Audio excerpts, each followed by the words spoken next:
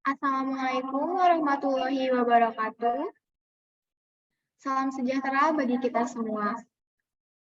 Yang terhormat Bapak Peri sebagai Kepala Bidang Sumber Daya, yang kami hormati dosen serta tenaga pendidik Institut Teknologi Bandung, yang kami hormati pemateri pada hari ini Dr. Dini Indriani SPKJ dan Dr. Audria Nabila, serta seluruh hadirin yang kami banggakan. Selamat siang dan selamat datang di acara webinar kesehatan yang diselenggarakan oleh UPT Layanan Kesehatan ITB yang berjudul Gastritis, GERD, dan Stres. Yuk kenali, cegah, dan atasi. Terima kasih atas antusiasme para hadirin untuk mengikuti acara pada hari ini. Perkenalkan, saya Syifa Fauzia sebagai Master of Ceremony pada hari ini.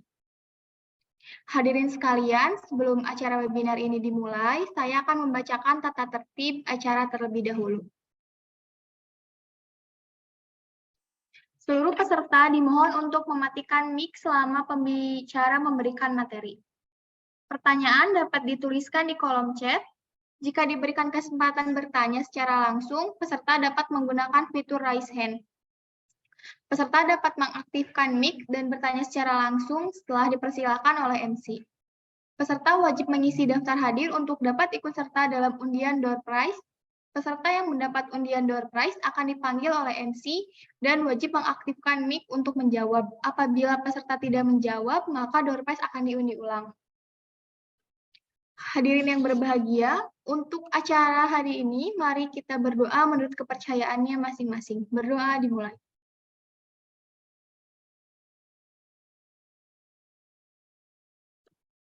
Selesai.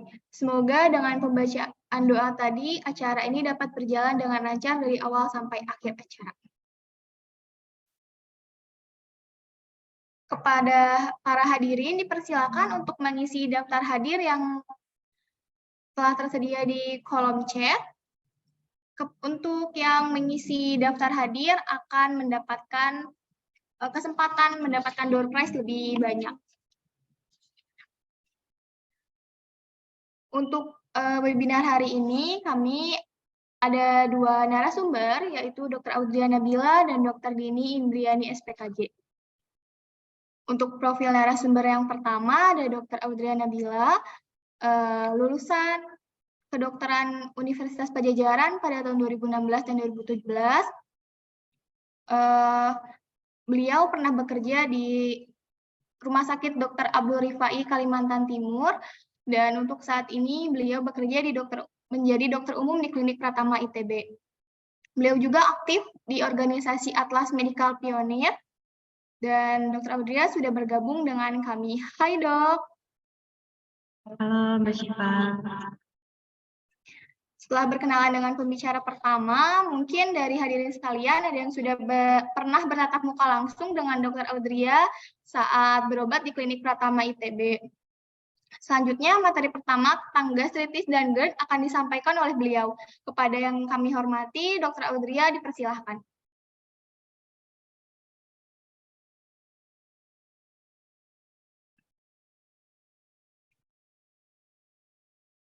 Baik, terima kasih Mbak Syifa atas penjelasannya dan kesempatannya untuk saya berbicara hari ini.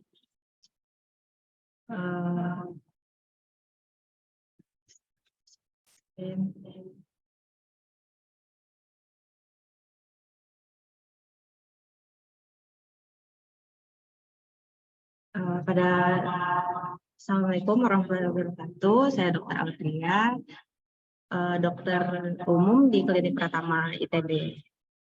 Mungkin partisipan ada yang pernah bertemu dengan saya di klinik. Oke, pada siang hari ini kita akan membahas mengenai apa itu gastritis dan apa itu GERD. Pasti sudah sering dengar ya orang-orang menyebut istilah MAH atau gastritis atau GERD, bahkan mungkin ada di antara partisipan ini yang sudah pernah mengalaminya gitu. Mari kita bahas sama-sama lebih lanjut apa itu gastritis. Sama-sama kita lihat dulu ya, ini ada gambar perut. Ini ada gambaran lambung kita. Oke. Lambung kita di bagian sini ya, di perut bagian atas dan lokasinya lebih ke kiri sedikit. Nah, apa itu gastritis? Gastritis adalah peradangan yang terjadi pada lapisan lambung. Lambung ada di sini ya. Nah, peradangan tersebut itu dapat terjadi baik secara tiba-tiba atau yang bisa kita katakan akut atau berangsur-angsur atau kita sebut juga dengan kronik. Nah, gejala gastritis itu bisa berupa nyeri perut. Biasanya dirasakan di bagian ulu hati, perut atas di bagian ulu hati. Atau bisa juga terasa di kiri atas atau kanan atas, itu bisa juga.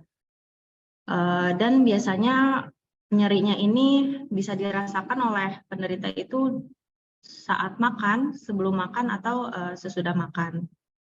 Jadi berkaitan erat dengan pola makan kita. Lalu selain itu juga bisa berupa mual. Mual-mualnya itu bisa juga ada yang disertai muntah. Lalu setelah itu perut kembung juga biasanya sering dirasakan pasien, terutama setelah makan. Bisa juga pasien itu mengeluhkan sering bersendawa karena lambungnya itu penuh dengan gas. Nah, kumpulan gejala ini, nyeri perut, mual, kembung, sering sendawa, itu adalah kumpulan gejala yang biasa kita sebut sindrom dispepsia, atau kalau orang-orang sebut itu adalah sakit MAH. Karena sebetulnya MAH ini itu kata serapan dari bahasa Belanda ya, yang artinya lambung. Jadi kalau ada orang bilang sakit MAH, itu berarti dia sakit lambung gitu. Jadi gastritis itu nama penyakitnya. Nah, sakit MAH itu maksudnya adalah sindrom dispepsia, yaitu kumpulan gejala-gejala yang tadi sudah disebutkan. Oke, semoga jadi cukup paham ya istilah-istilahnya. Oke, ini jadi ada gambar lambung kita. Lambung normal itu seperti ini ya, lapisan lambung itu ada lekukan-lekukannya kayak gini nih. Nah, pada penderita gastritis itu mengalami peradangan. Peradangan, jadi lapisan lambung yang ada di dalam ini jadi tampak lebih merah dan lebih bengkak. Bahkan kalau dibiarkan terus-menerus tanpa ada penanganan lebih lanjut, itu bisa menjadi luka di lapisan lambungnya atau jadi ulkus. Kayak gini, bolong kayak borok-borok gitu di dalam lambung. Itu bisa terjadi di dalam lambungnya itu sendiri atau bahkan ke bagian usus 12 jarinya atau duodenum sebutannya. Nah, penyebabnya apa sih? Ini penyebabnya bisa kita lihat, bisa karena infeksi. Infeksi itu bisa karena bakteri atau virus. Contoh infeksi bakterinya itu adalah Helicobacter pylori, karena memang organisme tersebut itu bisa bertahan di kondisi asam di lambung.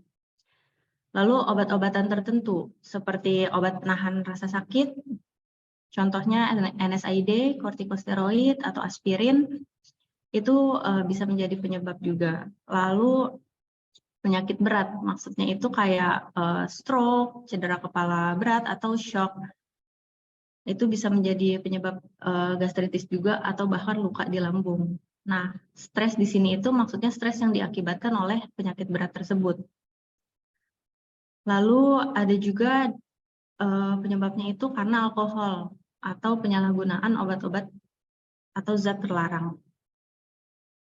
Nah, kenapa bisa seperti itu? Nah, sebetulnya itu pada kondisi normalnya, dengan atau tanpa adanya makanan yang masuk, memang lapisan lambung kita yang tadi lekukan itu akan terus-menerus terekspos dengan asam lambung atau enzim-enzim pencernaan yang ada di lambung, karena memang fungsinya untuk mencerna makanan. Itu dalam kondisi normalnya. Jadi normalnya emang isi lambung itu asam. Tapi tubuh kita itu memiliki pertahanan atau barier tersendiri agar asam lambung tersebut atau enzim tersebut itu tidak sampai mengiritasi atau melukai lambung. Nah, ini ada beberapa mekanisme pertahanan dari lapisan lambung kita.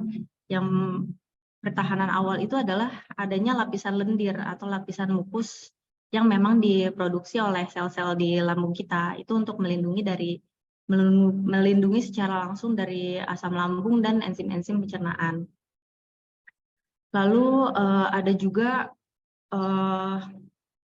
sekresi senyawa basa dari sel-sel di lambung ini yang gunanya untuk menetralisir pH di lapisan lambung. Jadi menetralisir keasaman di lapisan lambung tersebut.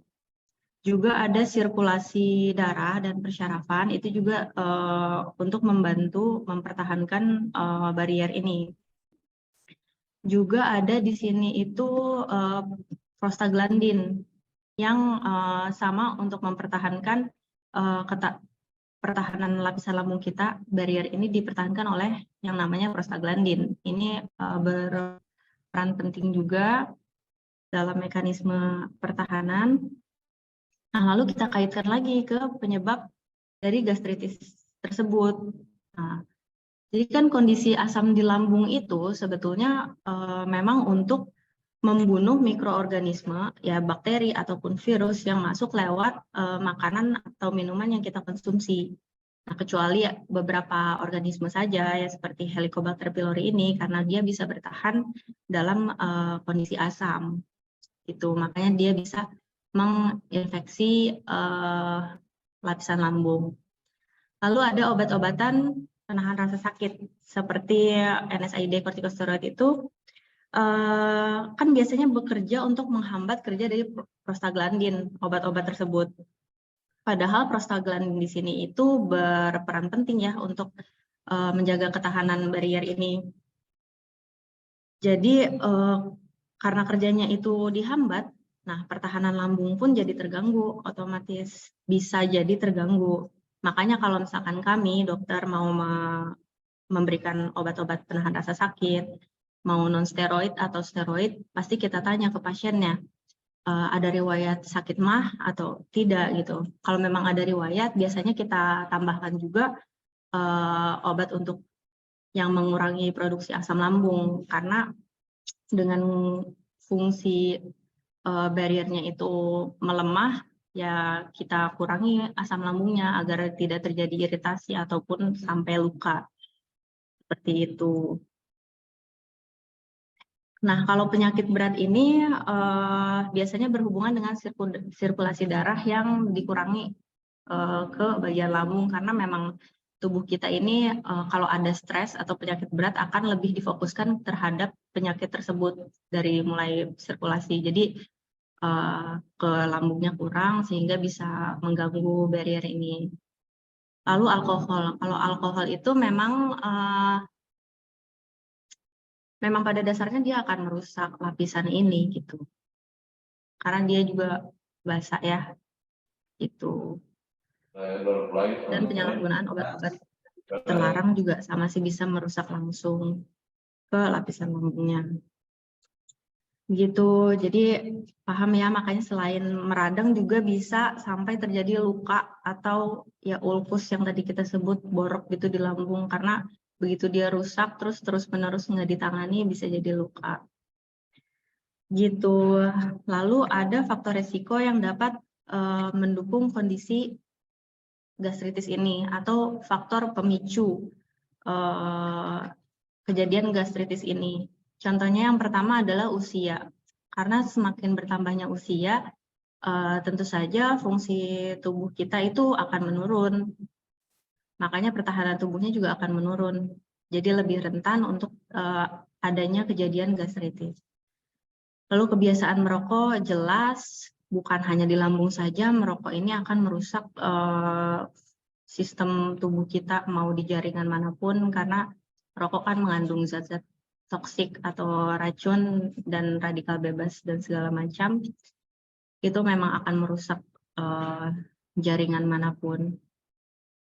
Lalu kebiasaan makan, ini nih biasanya yang menjadi faktor resiko utama ya, seperti pola makan yang suka skip sarapan, skip makan siang, nanti aja gitu. Terus jadi pola makan tidak teratur, kan otomatis asam lambung terus saja diproduksi oleh lambung kita, tapi tidak ada makanan yang dicerna, jadi dia hanya akan mengiritasi lapisan lambung, tidak ada makanan yang dicerna. Lalu juga jenis makanan. Jenis makanan ini khususnya adalah makanan-makanan yang bisa memicu produksi asam lambung berlebih. Contohnya itu makanan pedas, makanan berlemak, yang tinggi lemak ini biasanya memicu sel-sel kita untuk memproduksi asam lebih banyak dan enzim-enzim cernaan lebih banyak. Lalu kafein seperti kopi, coklat, soda, dan lain-lain. Masih banyak lagi ya. Terus penyakit tertentu, itu ada misalkan autoimun atau penyakit kronis lain. Nah, ini ada stres, ini biasanya yang suka ditanyakan dan apa iya stres itu berhubungan dengan gastritis atau MAH gitu ya. Sebetulnya ini kan stres di sini itu psychological stress ya. Jadi orang kalau lagi stres itu akan lebih sensitif terhadap suatu sakit gitu. Jadi stres ini tidak menyebabkan secara langsung kejadian gastritis atau MAH, tapi dia bisa memicu gastritis atau memperparah gastritis yang sudah ada. Karena kalau orang dalam kondisi stres juga akan memberikan sinyal ke otak itu untuk merilis atau mengeluarkan stres hormon yang biasanya kita tahu itu kortisol. Nah, kortisol juga akan bekerja secara sistemik, terutama ke lambung juga bisa berpengaruh. Itu bisa ke bagian prostaglandinnya. Jadi mengganggu juga sistem pertahanan lambungnya. Memang tidak secara langsung stres menjadi gastritis atau GERD gitu, tapi bisa memicu atau memperparah. Tuh. Lalu kalau gastritis atau MAH gitu lama-kelamaan itu bisa, kalau tidak terus ditangani itu akan berkembang menjadi GERD.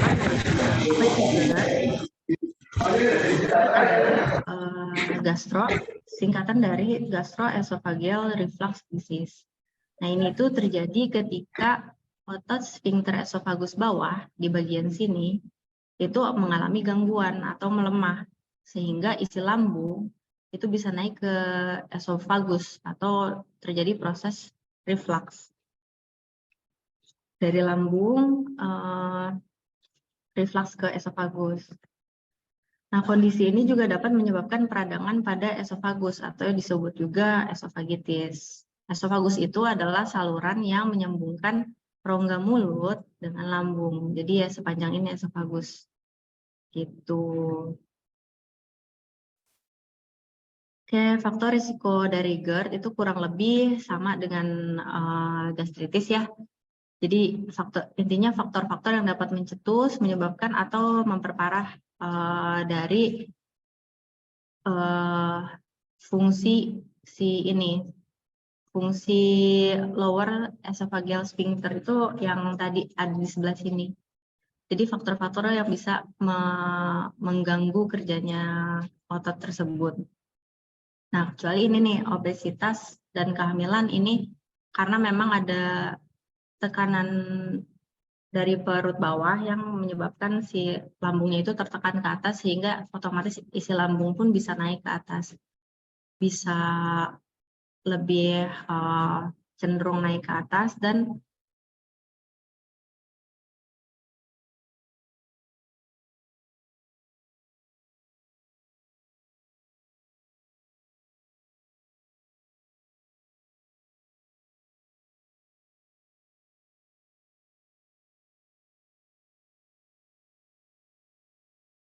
GERD ya. Contohnya itu golongan benzodiazepin atau obat-obatan antihipertensi yang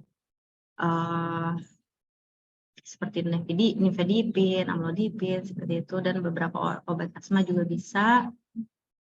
NSAID sama seperti tadi, dan obat antidepresan juga bisa mencetuskan. Lalu hernia hiatus ini adalah ada kondisi kelainan ya pada diafragma, itu di mana si lambungnya itu ada sebagian jaringan lambung yang masuk ke rongga dada karena ada kelainan di diafragma itu, disebutnya hernia hiatus. Lalu ada juga faktor resiko dari gangguan jaringan ikat, contohnya itu penyakit skleroderma yang memang mengganggu dari fungsi esofagus itu sendiri. Jadi pergerakan esofagusnya itu terhambat, seperti itu kurang lebih. Nah, gejala dari GERD itu ya sama, bisa berupa sindrom dispepsia yang tadi sudah kita bahas, itu nyeri ulu hati, mual atau muntah, perut kembung, sering bersendawa. Dan gejala khasnya itu adalah heartburn, atau biasanya pasien itu mengeluhkannya ada rasa panas atau terbakar di bagian dada. Nah, ini juga bisa dirasakan sampai ke bagian punggung gitu. Terus adanya regurgitasi, itu tuh saat makanan atau cairan atau asam lambung naik kembali ke lambung, ke esofagus, hingga bahkan bisa sampai ke rongga mulut, seperti itu. Nah, itu tuh bisa menyebabkan rasa asam atau pahit di mulut, itu bisa disebabkan oleh regurgitasi juga. Nah, karena naik ke atas, tentunya tenggorokan kita juga akan terkena iritasi dari cairan lambung, jadi bisa terjadi ya sakit tenggorokan, bahkan bisa sampai batuk-batuk karena ada iritasi tersebut, dan bisa jadi juga karena ada asam lambung di rongga mulut bersentuhan dengan gigi kita, jadi ada lubang pada gigi karena kena asam lambung terus-menerus, jadi demineralisasi enamel gigi, seperti itu. Nah, biasanya pasien-pasien yang mengalami gejala gastritis itu sering kami sebutnya mengalami dispepsia, karena sebetulnya diagnosis gastritis itu baru bisa kita tegakkan dengan pemeriksaan lanjutan, contohnya seperti endoskopi. Setelah endoskopi lalu ada temuan, wah ternyata lapisan lambungnya begini-begini, baru kita bisa tegak itu diagnosisnya gastritis atau GERD, seperti itu. Jadi biasanya kita sebutnya sindrom dispepsia sih kalau ada pasien datang berobat klinik. Penanganannya bagaimana ya? Nah, penanganan gastritis dan GERD itu kurang lebih hampir sama juga sih seperti yang biasa kami edukasikan untuk yang datang karena sakit mah. Itu pertama, modifikasi gaya hidup. Jadi pertama, hindari makanan berlemak, alkohol, spearmint atau peppermint, makanan yang berbahan dasar tomat, kafein, kopi, teh, coklat, itu kan mengandung kafein ya.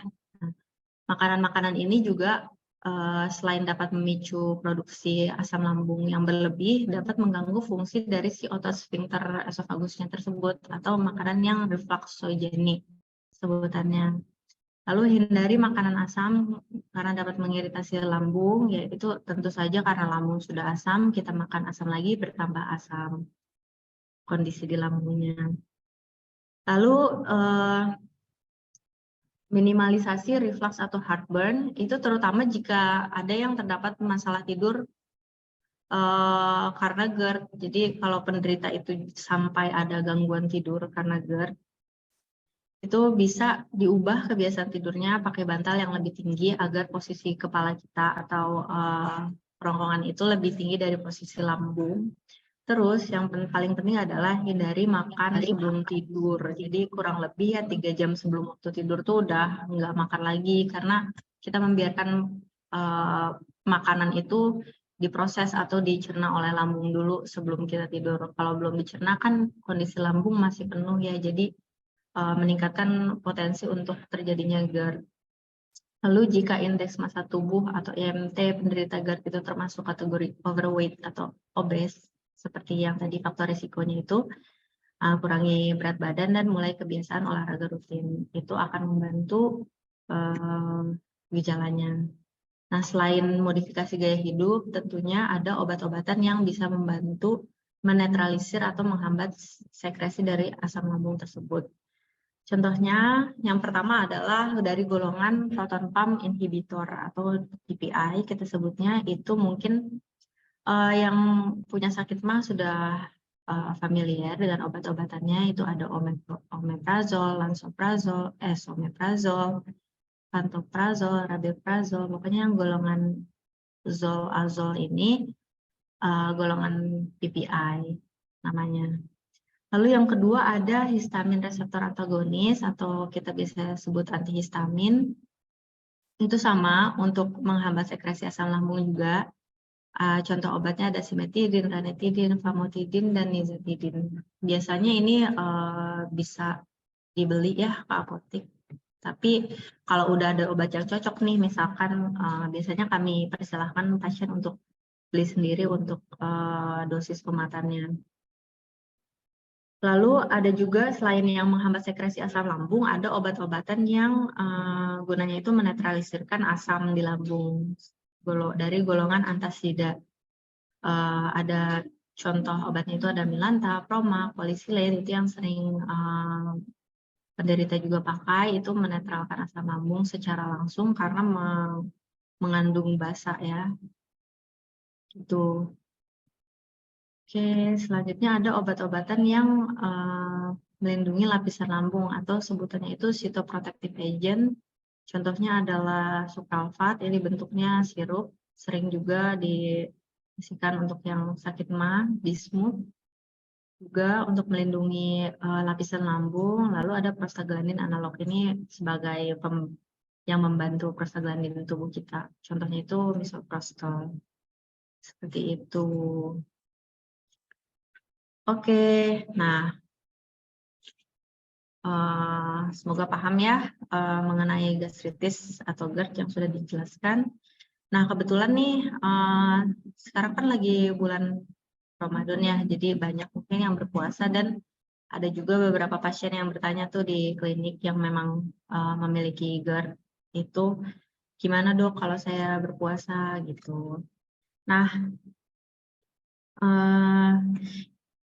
lalu saya menemukan jurnal ada di tahun penelitian di tahun 2016 itu justru penderita GERD yang puasa Ramadan itu gejalanya mengalami perbaikan atau bahkan gejalanya itu terasa lebih ringan saat berpuasa Ramadan dibandingkan saat hari-hari biasa.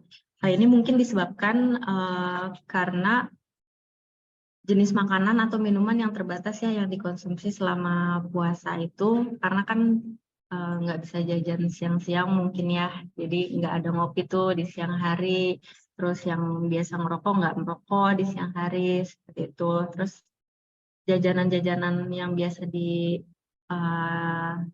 kalau nggak bulan puasa, yang asam, yang pedas-pedas itu nggak bisa beli gitu. Jadi malah lebih teratur, sahur, makanan rumah, buka juga makanan rumahan, seperti itu. Oke, tapi ini ada sedikit tips untuk yang sedang berpuasa agar tidak kambuh sakit mahnya atau ya berkurang gejalanya. Itu pertama, tetap melaksanakan sahur, hindari makanan yang dapat memicu produksi asam lambung, seperti yang tadi dibilangin kayak tinggi lemak, pedas, asam. Juga yang mengandung kafein, kopi, coklat, dan teh itu ya jangan dulu karena nanti memicu produksi.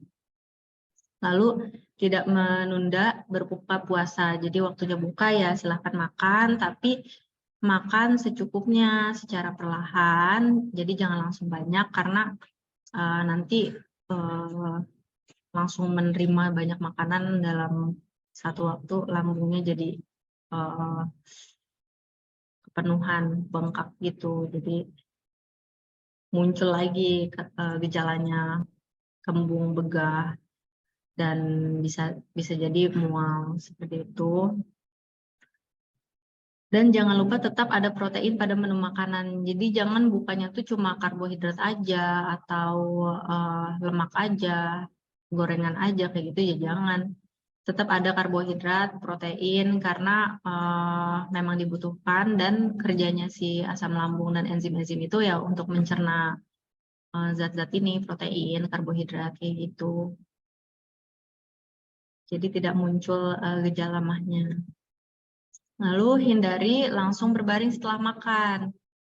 Nah, setelah buka puasa gitu jangan langsung tiduran gitu.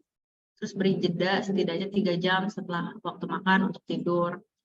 Jadi kalau untuk penderita GERD ya mah yang sudah parah itu, kalau bisa habis sahur ya nggak usah tidur lagi gitu karena takutnya malah mencetuskan GERD-nya itu biar nggak terjadi reflux seperti itu. Terus yang keempat itu kelola stres dengan baik. Karena stres kan bisa memicu atau mencetuskan kejadian GERD atau gastritis ini. Nah, nomor 4 ini nanti mungkin akan lebih dibahas lebih dalam oleh narasumber kita, Dr. Dini ya, tentang manajemen stres. Begitu mungkin pembahasan mengenai gastritis dan GERD dari saya. Terima kasih semuanya atas perhatiannya. Kalau ada pertanyaan, nanti ditampung dan Mbak Sita nanti bantu ya. Kalau ada pertanyaan. Baik, Terima terima kasih. kasih Dr. Audria atas materi yang telah disampaikan. Sangat luar biasa sekali materinya. Mungkin dari kita juga udah nggak asing ya tentang gastritis, MA, ataupun GERD gitu. Mungkin dari sebagian juga ada yang pernah merasakannya bagaimana gitu. Untuk anak-anak kosan jangan sampai skip makan pagi, siang, dan malam. Biasanya tuh suka disatuin tuh ya di siang aja. Jadi pagi dan malamnya itu nggak makan gitu, itu nggak boleh ya. Udah makannya hanya 1 kali sehari, terus ditambah minum kopi terus gitu. Itu aduh udah sangat berisiko sekali ya dok ya kalau kayak gitu. Untuk pertanyaan, apakah hadirin ada yang mau bertanya kepada Dr. Audria? Silakan bisa di kolom chat atau raise hand. Jangan lupa untuk melakukan pengisian absensi ya.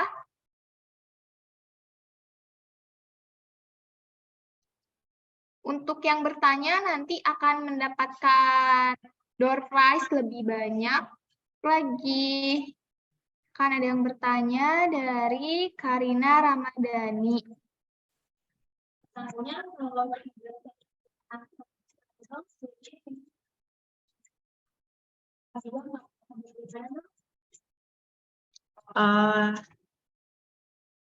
Tetap aja sih kalau misalkan obat-obatan lambung itu kan fungsinya akan bekerja dengan baik itu sebelum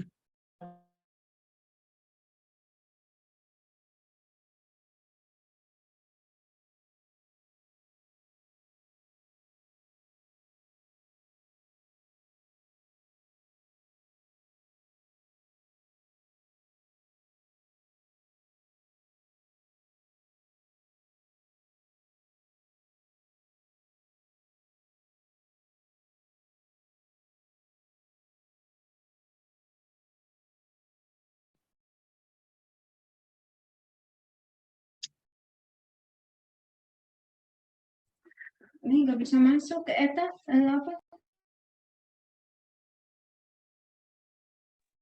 Apakah saudara suaranya masih terdengar? Mangga dok, dilanjut tadi terpotong mungkin. Dilanjut saja. Diulang, mohon diulang. Makasih. kedengaran Pak? Kedengaran? Udah. Oh iya, untuk siapa tadi? Karina Ramadhani ya. Iya, lansoprazol tetap diminumnya sebelum makan. Ya, 30 menit sampai 1 jam sebelum makan. Biasanya baru bekerja efektif. Gitu. Kalau emang sering kambuhnya malam hari ya diminum malam hari. Baik, apakah sudah jelas untuk Karina?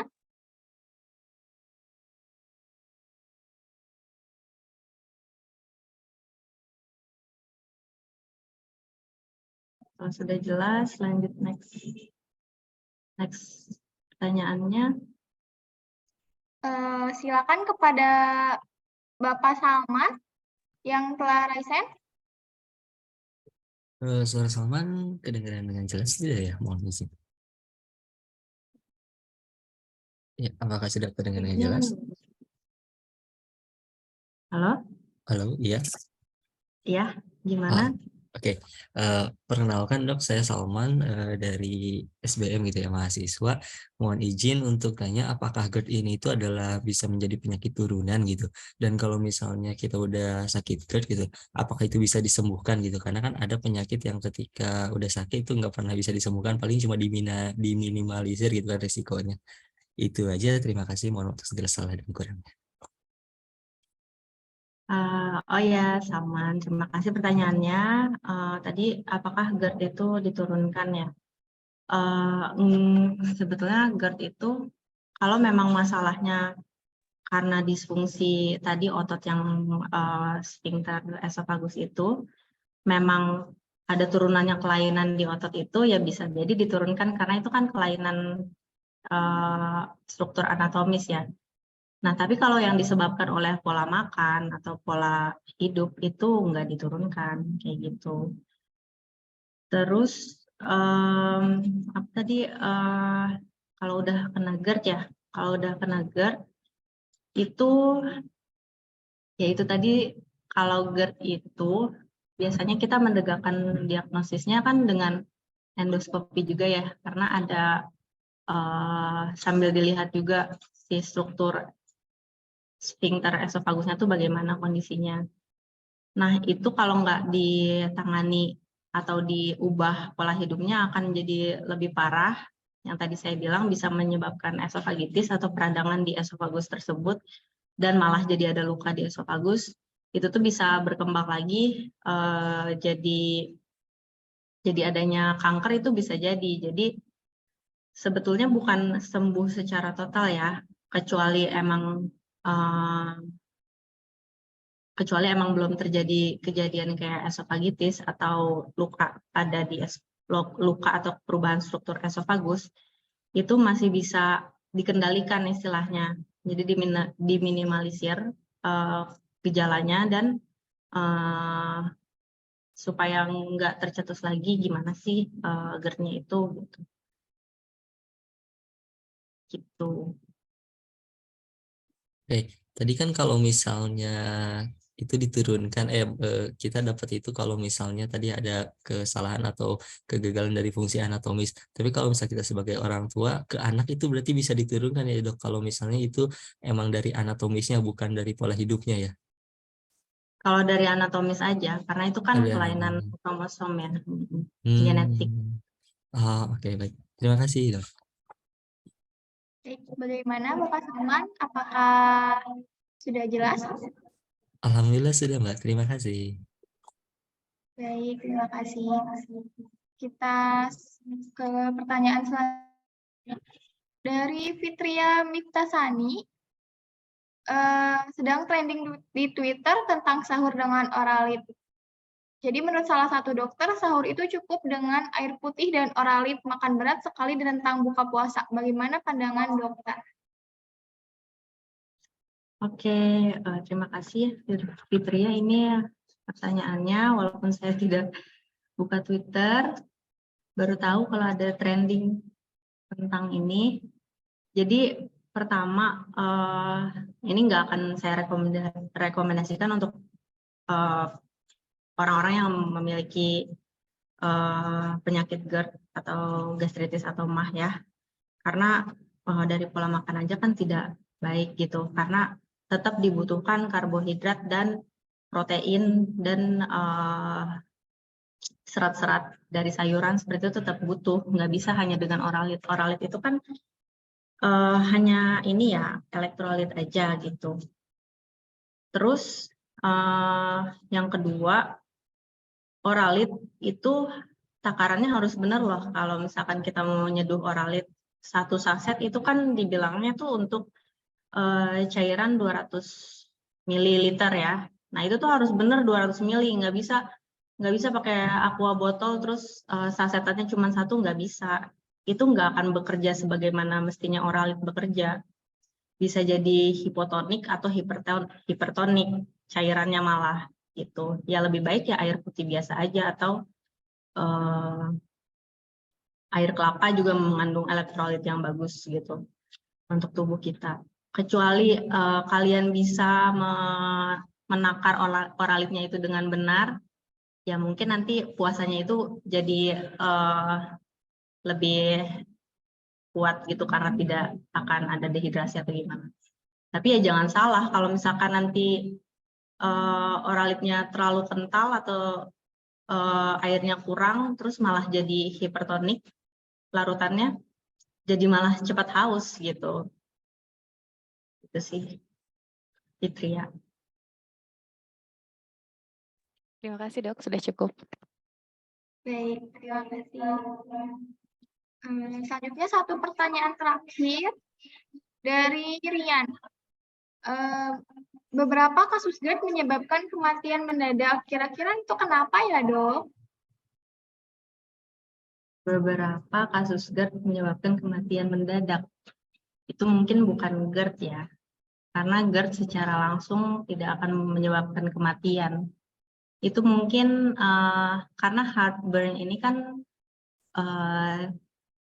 mirip-mirip gejalanya dengan nyeri dada atau angina atau yang biasa terjadi pada orang-orang yang mengalami penyumbatan pada pembuluh darah jantung.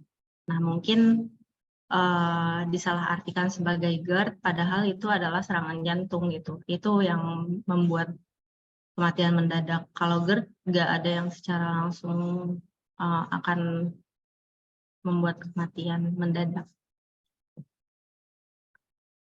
Baik, apakah Rian sudah cukup jelas untuk jawaban dari dokter?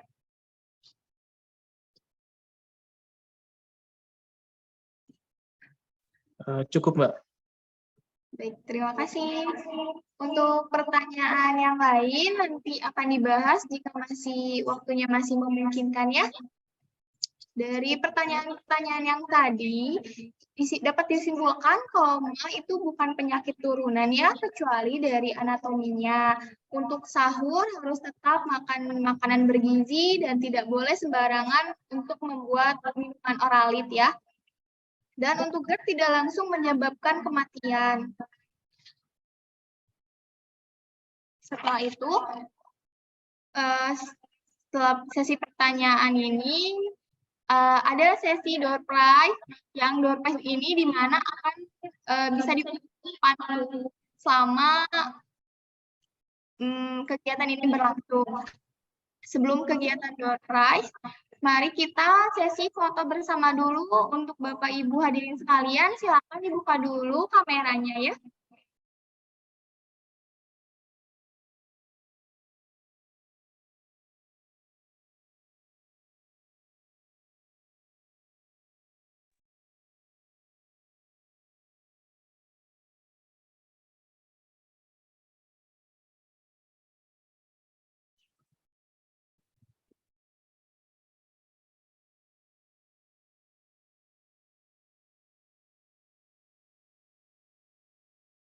Sudah, Pak?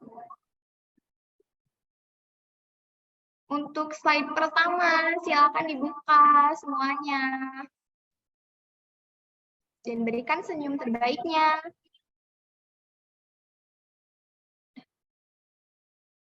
Untuk slide kedua, silakan dibuka lagi kameranya.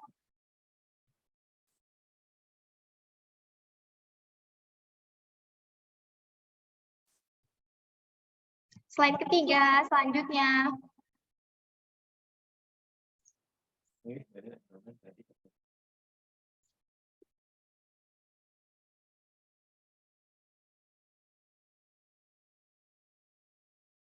Slide keempat.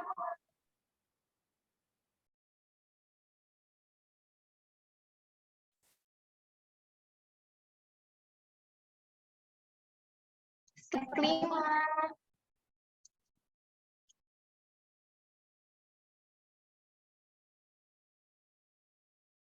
Untuk slide ke-6. Oh, sudah sampai slide kelima. Baik, untuk para hadirin jangan lupa untuk mengisi absensinya, karena dengan mengisi absensi akan mendapatkan kesempatan lebih besar untuk mendapatkan door prize dan grand prize ya.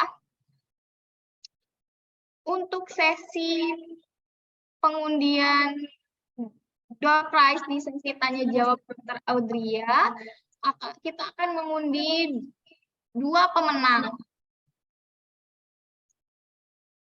Baik, silahkan.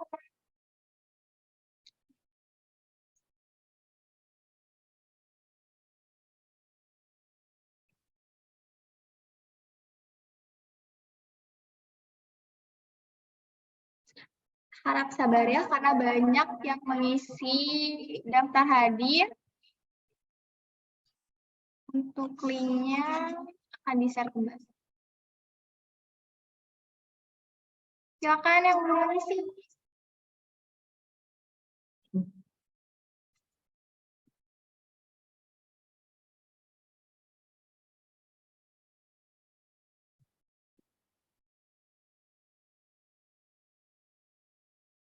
Baik, 1, 2, 3.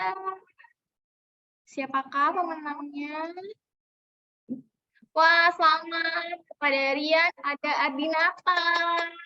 Mendapatkan 1 tumbler cantik merchandise dari UPT Layanan Kesehatan ITB. Nanti untuk Rian, apakah ada Rian?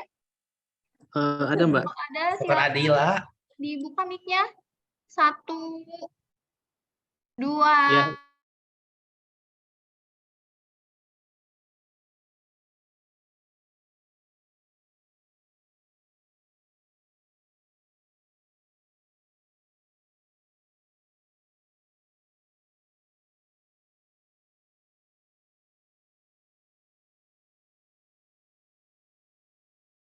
Ada nggak, Pak?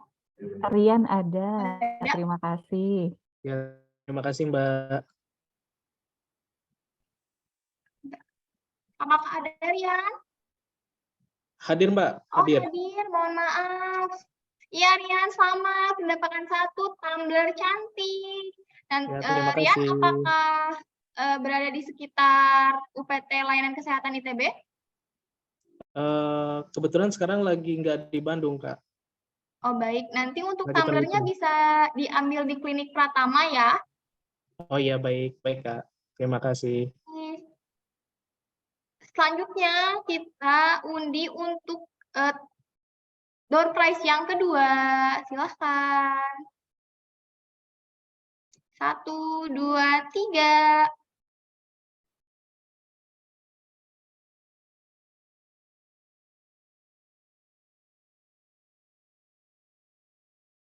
Wah, selamat kepada Nur Ida Resdianti. Apakah ada? Silakan, kalau ada dibuka mic-nya. Di komputer Bu Idanya nggak ada speakernya, Dek. Oh, boleh. Tapi ada Ibu Idanya. Bentar. Bu Ida, sini.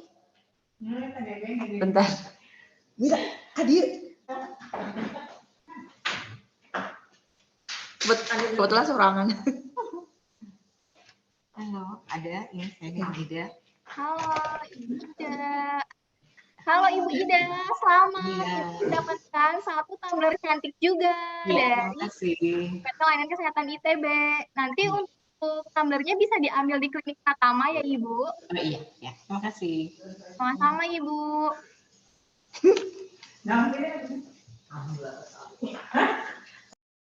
Baik, untuk sesi door prize pertama sudah selesai, tapi jangan khawatir untuk yang belum mendapatkan, karena door prize dari kami masih sangat banyak yang akan diundi di sela-sela acara. Baik, terima kasih kepada Dr. Audria yang sudah memberikan materi dan telah melakukan tanya jawab. Terima kasih atas ilmunya.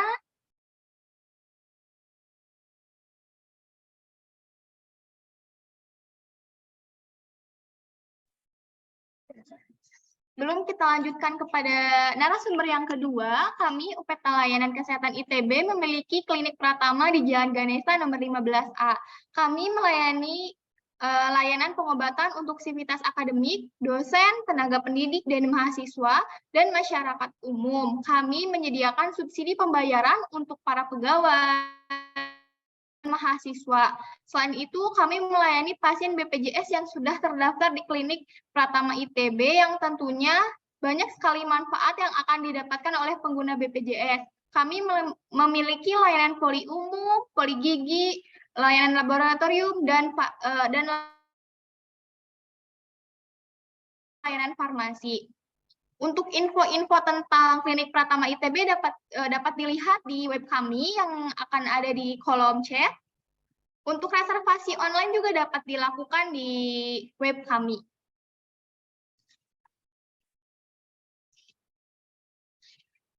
Selanjutnya ada satu door prize lagi. Bagi Bapak Ibu yang masih stay di ruang webinar ini, yang belum mengisi daftar hadir, silakan diisi terlebih dahulu ya. Mari kita akan mengundi satu pemenang lagi.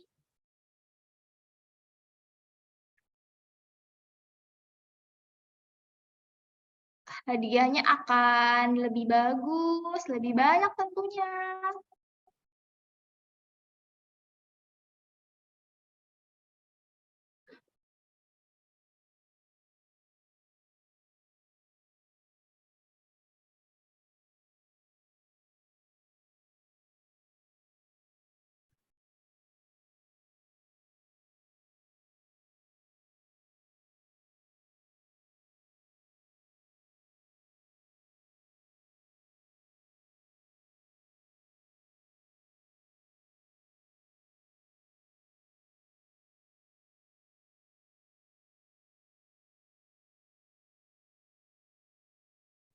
Mohon ditunggu sebentar ya Bapak Ibu, karena ada satu dan lain hal. Sebentar.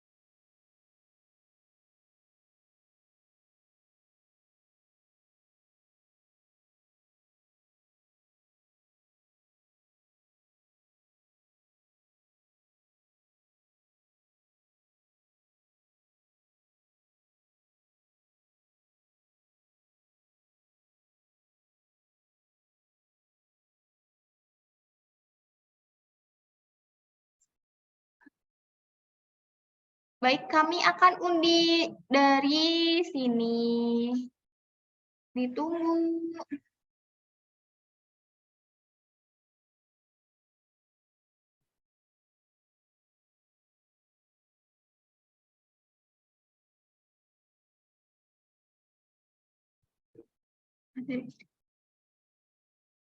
Baik, untuk undiannya kami undur setelah materi selanjutnya ya. Untuk materi selanjutnya akan dibawakan oleh Dr. Dini Indriani SPKJ tentang manajemen stres. Kepada Dr. Dini Indriani SPKJ kami persilahkan. Iya. Boleh nanti dibantu untuk share screen-nya dari sana? Baik, Ibu, sebentar.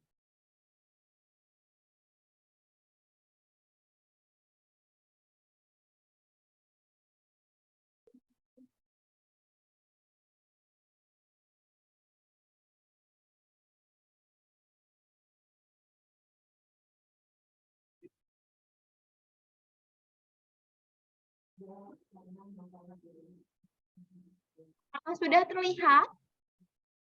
Iya, sudah tinggal di Zoom. Iya, oke. Baik, terima kasih kepada pembawa acara. Bismillahirrahmanirrahim. Assalamualaikum warahmatullahi wabarakatuh. Selamat siang dan salam sejahtera untuk kita semua. Yang terhormat Kepala Layanan UPT Layanan Kesehatan ITB, Kepala Bidang Pelayanan, Kepala Bidang Sumber Daya, dan seluruh sivitas akademika ITB. Terima kasih atas kesempatan yang telah diberikan kepada saya, sehingga pada siang hari ini saya dapat berbagi mengenai manajemen stres. Tadi sudah disinggung-singgung ya sedikit oleh Dr. Audrey. Oke, jadi stres itu sebetulnya hal yang sangat wajar tentunya. Siapa sih yang tidak atau belum pernah mengalami stres? Tentunya tidak ada ya. Oke, silakan untuk lanjutkan slide-nya. Lanjut. Ya, stres adalah suatu reaksi seseorang, baik secara fisik maupun emosional, yang terjadi apabila ada perubahan dari lingkungan yang mengharuskan seseorang untuk menyesuaikan diri. Stres merupakan reaksi tubuh terhadap tantangan. Jadi terkadang stres ini sebetulnya dapat membantu diri kita ya untuk bisa lebih waspada dan antisipasi ketika dibutuhkan. Tetapi ketika stres ini berlangsung lama, hal ini tentunya akan dapat membahayakan bagi kesehatan. Slide. Nah, hal-hal apa saja yang dapat memicu stres? Yang pertama bisa ada tension atau tekanan ya, yaitu suatu keadaan di mana kita mengalami tegang atau tekanan mental. Kedua, pada saat kita mengalami frustasi, yaitu mengalami kekecewaan karena ambisi, cita-cita, atau ekspektasi kita itu terhambat oleh sesuatu atau di saat mengalami kegagalan. Yang ketiga, bisa karena konflik. Konflik juga dapat memicu rasa ketegangan dan kecemasan yang disebabkan karena misalnya sukar menentukan harus ada dua pilihan atau lebih, atau terjadi permasalahan misalnya bertengkar dengan keluarga atau bertengkar dengan pasangan dan lain-lain. Kemudian bisa juga terjadi krisis atau suatu kejadian yang mendadak, sementara upaya kita itu untuk mengatasinya ada di luar kemampuan kita. Misalnya tiba-tiba kita mendapatkan musibah gitu, mendapatkan bencana alam misalnya, itu adalah suatu krisis yang mendadak ya. Oke, lanjut. Nah, apa sih penyebab-penyebab stres khususnya pada remaja atau misalnya pada adik-adik yang sedang kuliah di sini? Yang pertama bisa karena masalah pelajaran. Kedua bisa karena masalah hubungan dengan orang tua, bisa juga masalah persaingan dengan saudara, masalah dengan teman dekat, atau masalah dengan teman pada umumnya. Lanjut. Nah, klasifikasi stres ini ada stres akut dan stres kronik. Stres jangka pendek itu hilang dengan cepat. Contohnya dapat dirasakan pada saat menginjak rem secara mendadak, bertengkar dengan pasangan gitu ya. Nah, ini juga membantu untuk mengelola situasi berbahaya dan juga terjadi ketika melakukan sesuatu yang baru atau menarik. Semua orang dapat mengalami stres akut pada satu waktu atau lainnya. Sedangkan kalau stres kronik, ini stres yang berlangsung untuk jangka waktu yang lebih lama. Contohnya misalnya kalau memiliki masalah keuangan, masalah dalam pernikahan, atau masalah di tempat kerja. Dan semua jenis stres yang berlangsung selama berminggu-minggu atau berbulan-bulan adalah stres kronis. Banyak orang yang bisa menjadi begitu terbiasa dengan stres, sehingga kadang tidak menyadari bahwa hal itu dapat sebagai suatu masalah. Dan jika tidak menemukan cara untuk mengelola stres dengan baik, maka hal itu dapat menyebabkan masalah kesehatan. Oke, jadi stres itu sebetulnya memang adalah suatu proses di otak.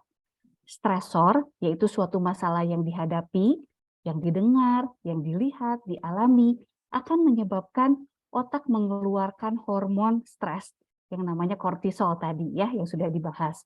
Kortisol ini dapat menyebabkan berbagai efek pada berbagai organ tubuh, sehingga bisa memicu reaksi psikosomatik. Nah, tubuh itu memiliki respon terhadap stres, yaitu ada respon fight dan flight. Jadi, fight or flight ini adalah respon tubuh saat menghadapi bahaya yang membuat kita memilih antara melawan, fight, atau berlari, flight ya.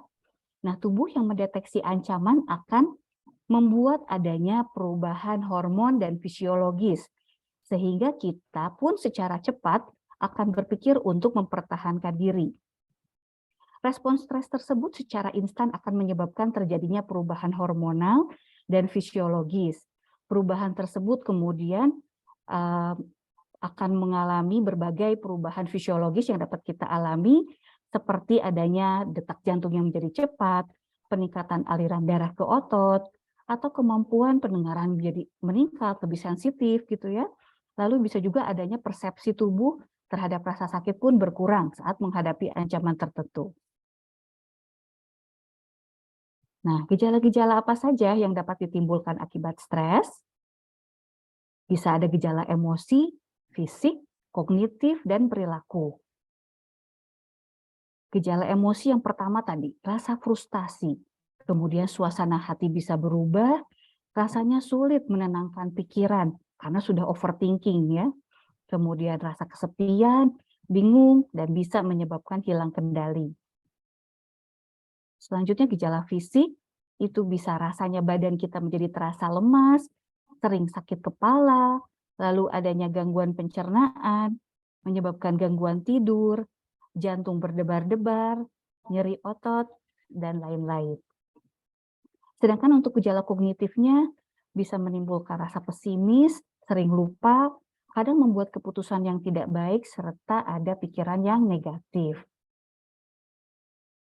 Sedangkan untuk gejala perilaku, misalnya kita jadi nggak mau makan, menghindari tanggung jawab, bersikap gugup, lalu bisa juga mengkonsumsi rokok yang berlebihan atau menyalahgunakan zat dan alkohol secara berlebihan. Nah, sekarang bagaimana nih cara untuk memanage stres yang kita miliki ya? Mungkin kalau adik-adik yang mau misalnya nanti bekerja, bukan tidak mungkin hal ini menjadi sebuah pertanyaan oleh HRD-nya ya, ditanyakan bagaimana cara Anda untuk mengelola stres. Nah, yang pertama adalah untuk manajemen stres ini, kita perlu memahami hal-hal yang tidak dapat kita ubah.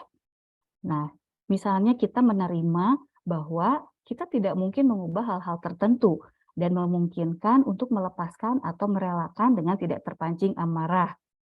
Misalnya kita karena kemarin musim COVID gitu ya, rasanya jadi takut mati.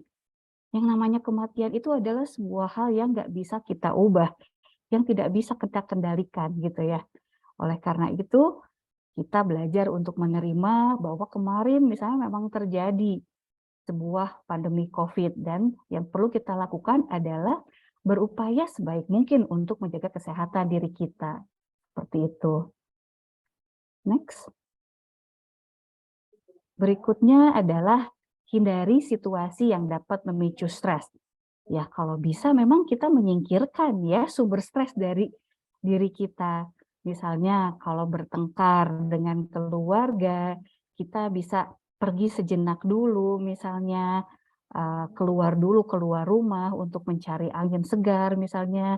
Setelah itu misalnya kalau kita udah tenang, kita bisa duduk bersama lagi untuk mencari problem solving-nya gitu, seperti itu.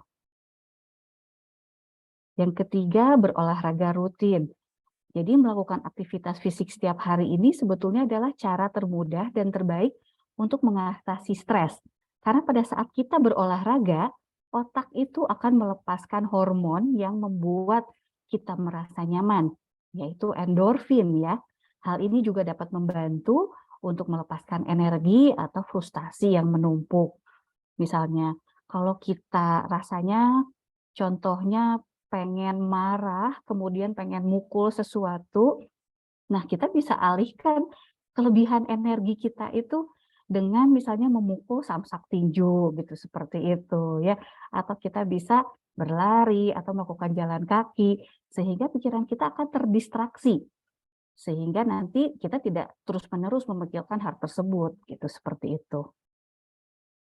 Berikutnya adalah tidur yang cukup. Jadi memang tidur malam ini dapat membantu seseorang itu bisa berpikir lebih jernih, juga memiliki lebih banyak energi, dan ini akan membuatnya lebih mudah untuk menangani masalah yang muncul tentunya kalau kita bisa berpikir dengan jernih. Idealnya memang sekitar 7 hingga 9 jam setiap malam. Tapi rasanya kalau sekarang karena di bulan puasa ini pastinya tidur kita akan sedikit terganggu ya, tapi hal tersebut pastinya bukan masalah karena memang sudah diniatkan untuk ibadah ya. Oke. Berikutnya adalah pertahankan pola makan yang sehat. Nah, makan makanan yang sehat ini juga dapat membantu untuk menjaga tubuh dan pikiran kita. Misalnya, pada saat kita lapar, tentunya emosi dapat lebih mudah terpancing ya. Tapi kalau pada saat kita kenyang, itu rasanya hati pun menjadi senang. Nah, kenapa hal itu dapat terjadi? Karena ternyata banyak serotonin dalam pencernaan kita. Serotonin itu adalah salah satu dari neurotransmitter yang menimbulkan kebahagiaan gitu. Oleh karena itu, kita perlu untuk menjaga makanan sehat, kemudian juga ususnya juga sehat, dan sekarang penelitian pun sudah berlanjut ke arah penggunaan seperti bakteri yang sehat ya. Misalnya tadi kita bisa menjaga kesehatan usus dengan meminum probiotik, bisa seperti itu. Oke, lanjut. Nah, berikutnya adalah relaksasi. Di sini relaksasi macam-macam bentuknya. Bisa ada teknik relaksasi pernafasan, kemudian juga bisa teknik relaksasi otot progresif gitu ya. Untuk yang lebih mudah, cara relaksasi adalah kita melakukan duduk dengan tenang ataupun berbaring, kemudian tarik nafas sebanyak 4 hitungan dari hidung secara perlahan, 1, 2, 3, 4. Kemudian tahan 4 hitungan juga, lalu hembuskan secara perlahan melalui mulut dalam 4 hitungan juga secara perlahan. Jadi itu adalah cara yang mudah untuk melakukan relaksasi pernafasan. Ya. Selanjutnya adalah belajar untuk berkata tidak ya. Kadang mungkin ini kita sulit jika misalnya stres terlalu banyak di rumah atau di tempat kerja. Kadang kita perlu juga belajar untuk menetapkan batasan. Misalnya kita bisa menolak apabila memang kita tidak mampu untuk melakukannya atau meminta bantuan orang lain pada saat membutuhkannya. Gitu. Ya, jadi kapan nih kalau kita membutuhkan bantuan medis? Nah, kita perlu mencari pertolongan medis ini kalau memang kita rasanya sudah merasa kewalahan atau terganggu, atau ternyata menggunakan obat-obatan atau alkohol untuk mengatasinya, atau misalnya berpikir untuk menyakiti diri sendiri, atau merasa gejala yang tidak biasa. Jadi nanti pelayanan medis itu dapat membantu untuk saran, meresepkan obat, dan merujuknya ke psikiater.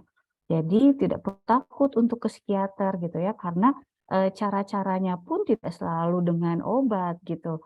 Bisa juga ada yang namanya teknik-teknik terapi tanpa obat. Tapi kalau memang gejala-gejalanya skalanya sudah sedang atau berat, tentunya itu memang sudah perlu dibantu dengan obat-obatan. Nah, sekarang kalau puasa bagaimana nih manfaatnya untuk kesehatan mental? Jadi ternyata orang yang berpuasa itu dapat memiliki skor depresi dan kecemasan yang lebih rendah dibandingkan dengan yang tidak berpuasa. Karena ternyata puasa itu bisa meningkatkan mood yang positif dan vitalitas serta bisa menurunkan juga mood negatif. Puasa juga bisa memberikan perasaan positif seperti ada pencapaian, kemudian juga kita rasanya mendapatkan reward, rasa percaya diri, dan juga kendali gitu. Dari sebuah studi di tahun 2020 yang meneliti siswa yang puasa Ramadan ternyata mengalami peningkatan dalam aspek kesejahteraan keseluruhan, rasa penerimaan diri, otonomi, relasi positif, penguasaan lingkungan, dan perkembangan diri. Jadi intinya puasa Ramadan ini itu akan dapat membantu meningkatkan kesehatan mental dan kesejahteraan secara keseluruhan. Baik, demikian yang dapat saya sampaikan. Mohon maaf atas segala kekurangan. Semoga bermanfaat. Terima kasih. Saya kembalikan lagi kepada pembawa acara. Baik, terima kasih kepada Dr. Dini Indriani SPKJ atas materi yang telah disampaikan, sangat bermanfaat sekali untuk kita semua. Beliau ini merupakan dokter spesialis jiwa dari Rumah Sakit Kesehatan Jiwa Provinsi Jawa Barat. Untuk sesi pertanyaan pada materi manajemen stres, silakan bisa di kolom chat ataupun bisa raise hand.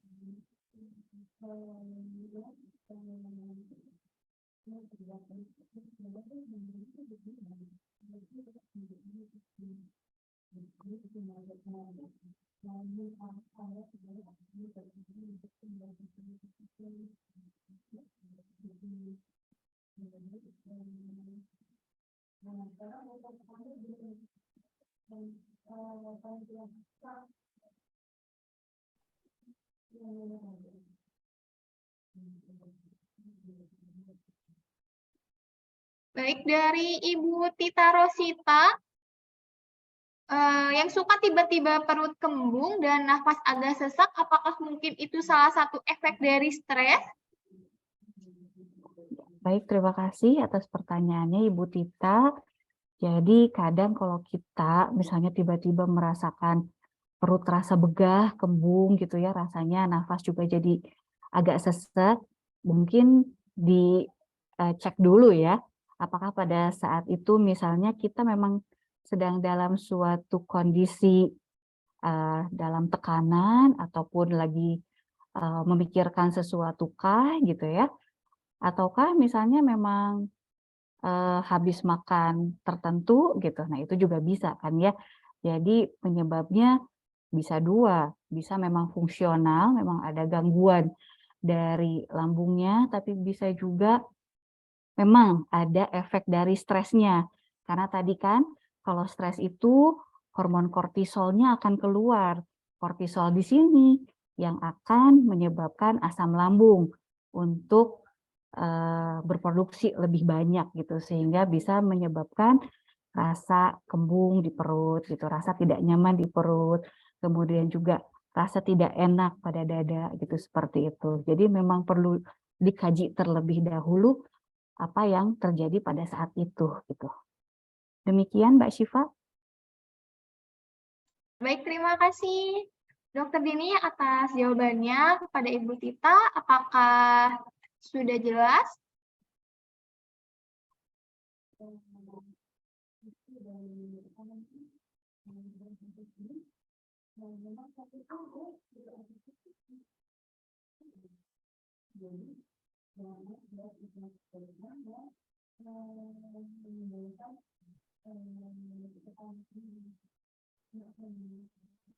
Untuk pertanyaan selanjutnya, baik, terima kasih Ibu Tita. Untuk pertanyaan selanjutnya, kembali lagi dari Karina Ramadhani. Izin bertanya, Dok, adakah saran untuk orang-orang yang belum aware akan manajemen stres, tapi orang sekitar sudah melihat harus ada tindakan atau konsultasi untuk orang tersebut, lalu bagaimana pendekatan yang tepat untuk orang tersebut? Iya, betul sekali. Jadi itu adalah namanya insight of illness ya. Jadi memang kesadaran seseorang terhadap penyakitnya. Kadang dirinya sendiri tadi kan sudah tidak merasakan itu sebuah masalah, tapi orang lain yang melihat itu sudah rasanya ada gangguan. Nah, gimana cara pendekatannya? Ya, yang pertama pastinya kita perlu mendengarkan dulu ya sebetulnya apa yang terjadi dengan dirinya gitu. Kemudian kita perlu juga untuk mengetahui dari orang-orang di sekitarnya, misalnya keluarganya gitu. Jadi kadang kalau dirinya sendiri yang nggak kenal dengan penyakitnya ataupun masalahnya, kita bisa bertanya juga pada keluarganya. Selanjutnya setelah itu kita ajak pasiennya untuk berobat gitu, dampingi pasiennya untuk pengobatan. Jadi memang disitulah kesulitannya. Kadang kita sendiri atau pasiennya itu tidak merasakan bahwa dirinya sakit. Tapi kita coba untuk katakan perlahan-lahan, misalnya sekarang kok ini ya, misalnya saya melihat mungkin kamu agak kelihatan kurang seger ya gitu. Apa kurang tidur misalnya, atau lagi ada pikiran gitu, seperti itu gitu. Atau misalnya dengan nilai gitu ya dari dosen pembimbing misalnya menemukan ternyata ada penurunan nilai IPK-nya gitu. Nah, itu juga bisa jadi suatu bahan untuk pendekatan untuk menggali lebih lanjut mengenai permasalahan apa yang sedang dia hadapi gitu. Jadi intinya sih kita berupaya untuk menjadi pendengar yang baik dan ajak secara aktif teman kita itu untuk berobat. Seperti itu.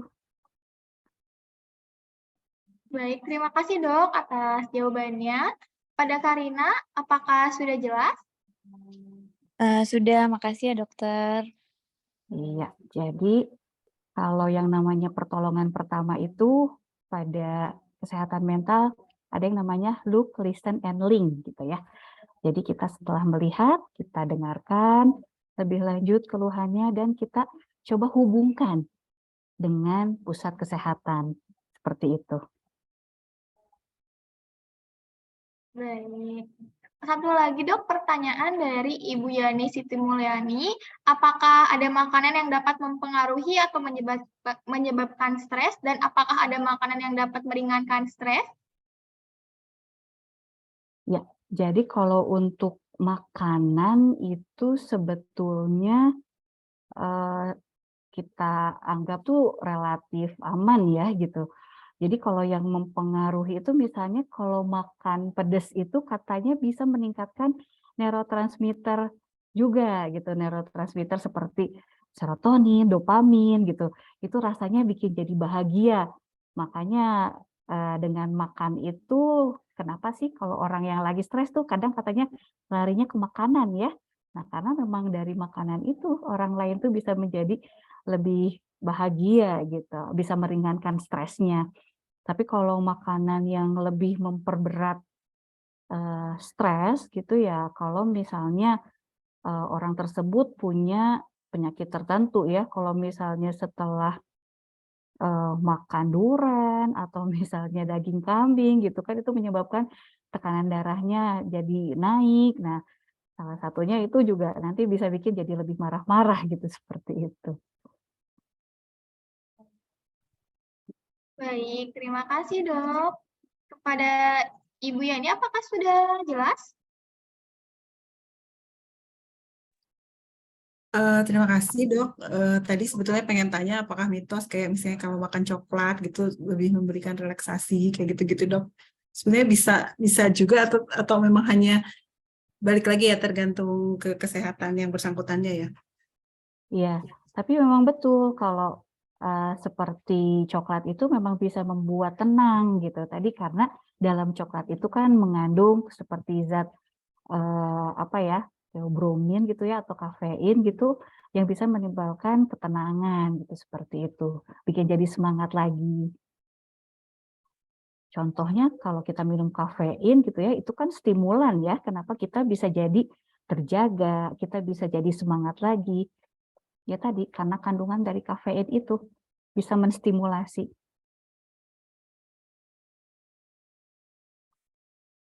Baik, terima kasih. Ya, sama-sama. Jadi untuk makanan itu ada yang bisa berdampak terhadap stres dan ada juga yang tidak ya Bu ya. Jadi untuk dari pola makan sendiri itu bisa mengakibatkan stres, bisa mengakibatkan gastritis juga yang tadi, dan dari makanan tersebut juga bisa mengakibatkan kita jadi happy ya Dok ya. Iya, betul. Untuk teman-teman jangan takut untuk mentalnya ya Dok ya, karena cerita kepada orang yang tepat itu lebih bagus ya Dok ya, dibandingkan kita memendamnya sendiri. Oh iya, betul ya. Untuk pengguna BPJS di Klinik Pratama ITB juga bisa, jika membutuhkan penanganan medis tentang kesehatan mental, bisa dibuatkan surat rujukan dari dokter umum kepada dokter spesialis jiwa ya, untuk teman-teman sekalian.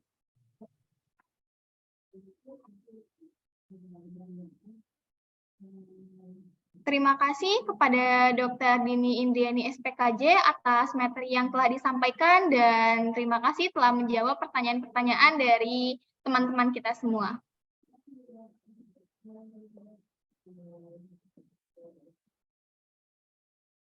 Untuk acara selanjutnya, kita akan mengundi kembali door prize.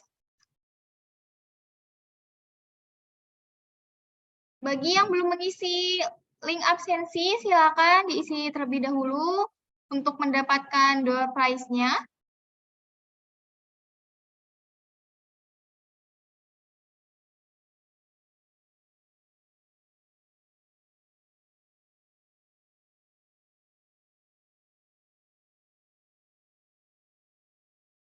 Untuk Pak Salman, apakah mau bertanya kembali? Iya, Kak. Oh, baik, silakan. Iya, mohon izin tanya Dr. Dini gitu ya. Yang pertama itu saya merasa bahwa ketika sekarang gitu ya di era digital ini sepertinya tingkat stres itu seperti yang semakin meninggi ya, Dok. Nah, menurut Dok itu tuh apakah benar atau tidak? Dan jika iya, itu apa penyebabnya? Itu yang pertama. Terus yang kedua, yang kedua, kenapa ya Dok ya, saya izin nanya kenapa stres itu seringkali dialami khususnya oleh masa-masa ini mahasiswa Dok ya? Ada apa dengan hal itu gitu? Apakah hanya mahasiswa aja atau mungkin sesuatu yang lain tapi yang lain itu tidak terbuka datanya itu seperti apa? Oke, terima kasih Salman atas pertanyaannya. Ya, jadi kemarin kan di masa pandemi itu era digital semakin lebih banyak berkembang ya. Dan ternyata memang betul, ternyata dengan ketidakterhubungan kita dengan lingkungan sosial itu bisa menjadi salah satu penyebab meningkatnya stres gitu. Orang yang biasanya misalnya bisa jalan-jalan di lingkungannya, ternyata harus berada diam di rumah gitu. Terus juga sekolah ini ya, sekolah online. Nah, sekolah online itu ternyata juga bisa menyebabkan stres pada beberapa orang gitu. Kenapa? Karena ternyata misalnya bisa juga membuat jam tidur jadi tidak teratur, lebih banyak pikiran negatif misalnya gitu. Nah, terus penyebab stres yang lain sebetulnya banyak ya. Karena timbulnya sebuah gangguan itu tidak hanya satu faktor, tapi istilahnya itu memang ada biologi psikososial. Jadi memang ada dari faktor di otaknya sendiri, ada ketidakseimbangan zat kimia atau neurotransmitter tadi, misalnya kitanya lama gitu ya, ada stres yang lama, makannya juga jadi nggak bagus. Nah, itu kan menyebabkan penurunan serotonin. Serotonin yang lama-lama terus menurun itu bisa menimbulkan gangguan depresi gitu. Gejalanya misalnya jadi hilang minat, jadi murung gitu seperti itu. Jadi sebetulnya sih kalau yang namanya penyebab itu tidak hanya satu faktor, tapi tadi balik lagi ada namanya biopsikososial bahkan spiritual. Jadi rasa keterikatan kita dengan Yang Maha Pencipta, rasa penyerahan diri kita gitu. Nah, itu juga bisa mempengaruhi ketenangan diri. Nah, kalau kitanya nggak tenang, itu kan terjadi konflik. Konflik itulah yang membuat menjadi stres gitu, seperti itu. Jadi sebetulnya sih dengan perkembangan digital itu baik ya, tapi ternyata kalau kita ngumpul misalnya udah asik masing-masing dengan HP-nya gitu ya, nah itu kan jadi nggak bagus gitu. Bisa mendekatkan yang jauh dan menjauhkan yang dekat. Jadi intinya sih sebetulnya karena manusia, karena makhluk yang sosial, jadi memang diperlukan untuk hubungan sosialisasi secara langsung gitu, seperti itu. Nah, berikutnya adalah kenapa mahasiswa nih yang banyak banyak mengalami stres ya gitu. Sebetulnya tidak gitu. Stres itu bisa terjadi pada siapa saja, tidak hanya pada mahasiswa. Cuma mungkin pada umur-umur segini itu lebih banyak hal yang dihadapi, banyak perubahan. Yang pertama tadi kan, stres itu muncul karena adanya gangguan adaptasi terhadap sesuatu, terhadap perubahan. Misalnya baru pertama kali pisah dengan orang tua, dia harus tinggal jauh gitu ya, harus ngekos sendiri, yang biasanya sama-sama orang tua disediain. Nah, sekarang tuh harus hidup mandiri. Itu perubahan kan? Nah, jadi perlu beradaptasi. Kedua, masalah tadi pelajaran ya. Apalagi kalau orangnya misalnya pengennya selalu mendapatkan yang terbaik atau perfeksionis gitu. Ternyata ekspektasinya nggak sesuai dengan harapan. Itu juga bisa menimbulkan stres gitu. Kemudian bisa juga karena masalah lawan jenis nih. Umur-umur mahasiswa itu kalau misalnya dianya lebih banyak mengurung diri gitu, kurang bersosialisasi. Nah, tentunya nanti kan punya temannya juga jadi kurang ya. Padahal umur segitu udah pengen punya teman deket gitu. Nah, seperti itu. Itu juga bisa mempengaruhi gitu sebuah stres terjadi pada usia mahasiswa. Lalu pada usia mahasiswa juga memang perubahan dari remaja akhir ke dewasa muda.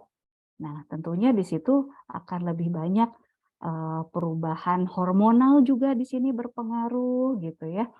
Nah, itu juga bisa menjadi lebih rentan terhadap stres karena akan mempengaruhi juga terhadap kematangan jiwa seseorang dalam menghadapi sebuah permasalahan. Yang namanya mengambil keputusan itu ada di otak depan. Jadi memang pada masa remaja itu otak prefrontalnya itu memang belum berkembang secara sempurna nih. Jadi ke masa dewasa muda itu mulai makin berkembang gitu. Termasuk setelah mendapatkan berbagai pengalaman kehidupan. Tentunya itu akan bisa menjadi faktor seseorang bisa lebih bijaksana. Ya, seperti itu, Salman. Oh, oke. Ini menarik, Dok. Tadi saya mau izin untuk tanya lebih lanjut ya, Jok. Tentang tadi ada pengaruh antara kesehatan mental dengan dia itu tentang keimanannya lah bisa dibilang gitu kan. Nah, berarti bisa dibilang gitu ya. Karena saya pernah baca gitu ya. Ketika ada konten gitu ya, oh ini kurang dekat nih sama Tuhan gitu, kurang sholat. Jadi bisa dibilang itu tuh emang ada benernya gitu, walaupun nggak sepenuhnya benar karena faktornya itu nggak cuma satu gitu ya. Iya, betul sekali. Jadi kalau faktor timbulnya sebuah gangguan itu adalah akumulasi dari berbagai faktor gitu. Salah satunya dengan spiritual, ilmu ikhlas. Nah, gitu. Kan kalau kitanya bisa ikhlas, kitanya bisa menerima, tentunya itu kita bisa jadi lebih tenang ya.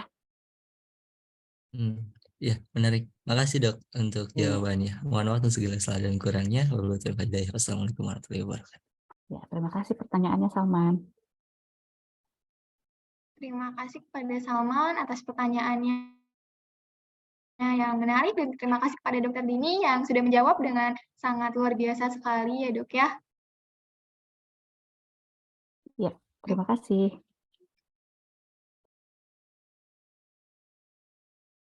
Untuk pembagian door prize satu lagi akan diundi.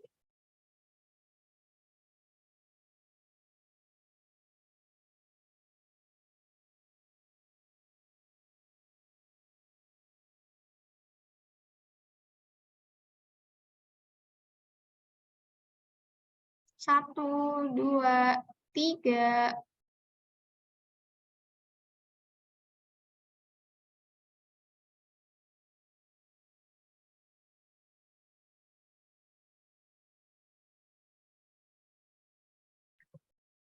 Selamat kepada Ibu Rini Wahyuni. Apakah ada di dalam room?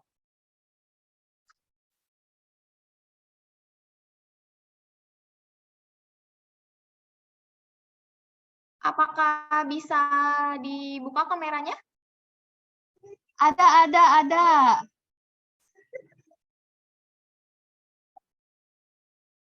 Halo, ada Mbak. Mana ya? Mukanya tidak terlihat. Oh, sebentar. Kamera nyalain dulu. Oh iya, saya. Baik. Selamat kepada Ibu Rini Wahyuni mendapatkan satu paket scaling gratis. Untuk hadiahnya bisa diambil di Klinik Pratama ya. Selamat Ibu, bisa Terima memberikan kasih. gratis. Terima kasih. Baik.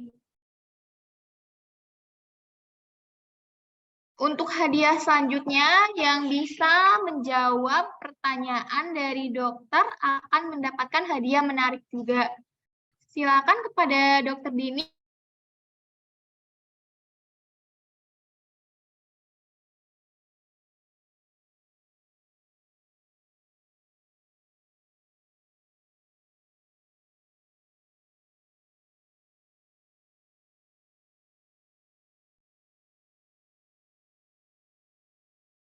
Yang jawab nanti bisa raise hand ya. Baik dok, untuk pertanyaan untuk pemenang apakah sudah disiapkan? Oh iya, oke. Pertanyaannya sih yang tadi aja ya, yang ada di slide. Sebutkan salah satu cara manajemen stres. Baik, silakan siapa yang bisa menjawab?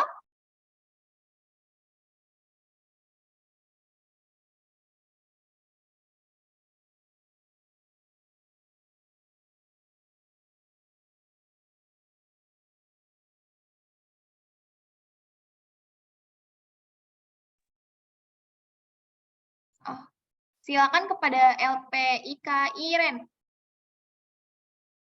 Untuk jawabannya. Tes. Kedengaran? Terdengar. Apakah bisa sudah buka kamera? Oh, harus oke. Ya, salah satu cara untuk manajemen stres yaitu kita harus tahu mana yang bisa kita ubah dan tidak bisa kita ubah. Cukup?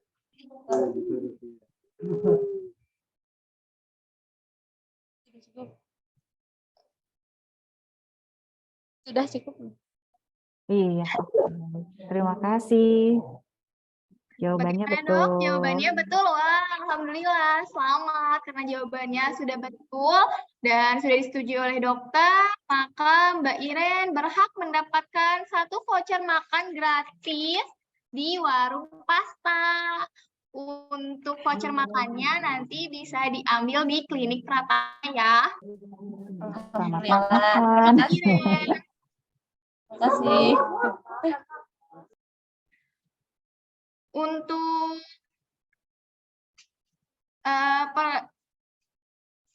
Untuk hadiah yang kedua, pertanyaannya dari Dr. Audria. Yang bisa menjawab silakan di raise hand ya. Untuk pertanyaannya, apa nama otot yang berperan penting mencegah terjadinya refluks isi lambung ke esofagus? Apakah ada yang bisa menjawab?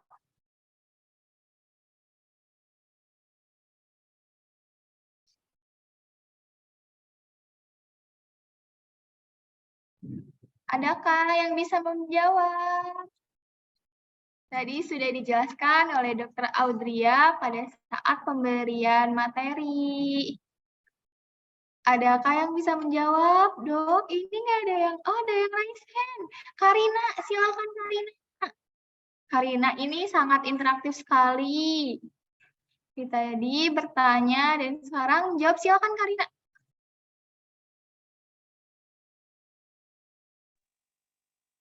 Halo, kedengarannya suaranya? Kedengaran. Kalau nggak salah ya, apa sih sphincter esophagus. Apakah betul dok jawabannya? Bisa nggak dok? Iya betul, lebih tepatnya yang bagian bawah ya. Wah, jadi dapat Oh iya. Boleh, boleh. Wah, selamat Karina. Karina juga mendapatkan 1 voucher makan gratis di Warung Pasta. Selamat Karina. Makasih dokter. Yeay. Makasih.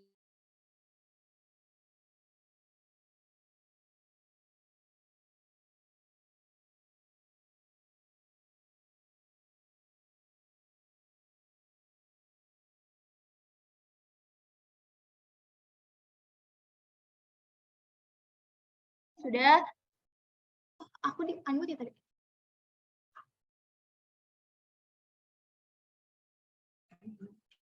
Untuk hadiah selanjutnya akan kami berikan kepada Salman karena sudah aktif dalam acara webinar hari ini. Kepada Salman, apakah masih bergabung?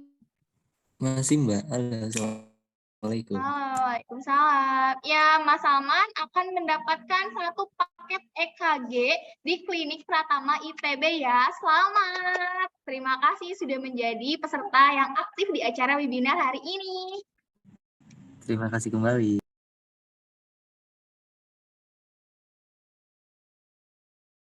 Nah, untuk satu lagi undian yang satu lagi hadiah yang akan diundi oleh kita, silakan diundi untuk selanjutnya. Satu lagi.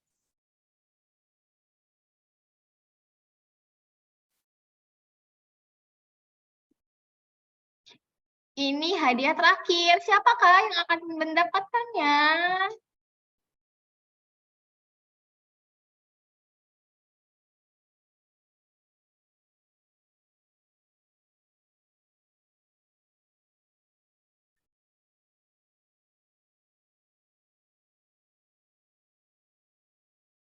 Atas nama Fatur Rahman, apakah ada? Fatur Rahman, kita hitung sampai 5. 1, 2. Ada, Bu. Ada mana bisa dibuka kameranya? Bapak Rahman? Udah. Baik Bapak, selamat. Bapak mendapatkan 1 paket EKG gratis di Klinik Pratama. Yeay, selamat Bapak. Terima kasih, Bu. Sama-sama. Terima kasih Bapak sudah menyimak kami.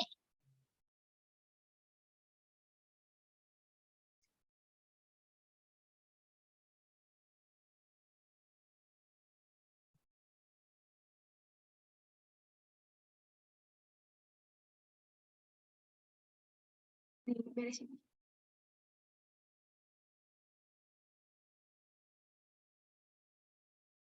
Baik, tidak terasa sudah sampai di penghujung acara.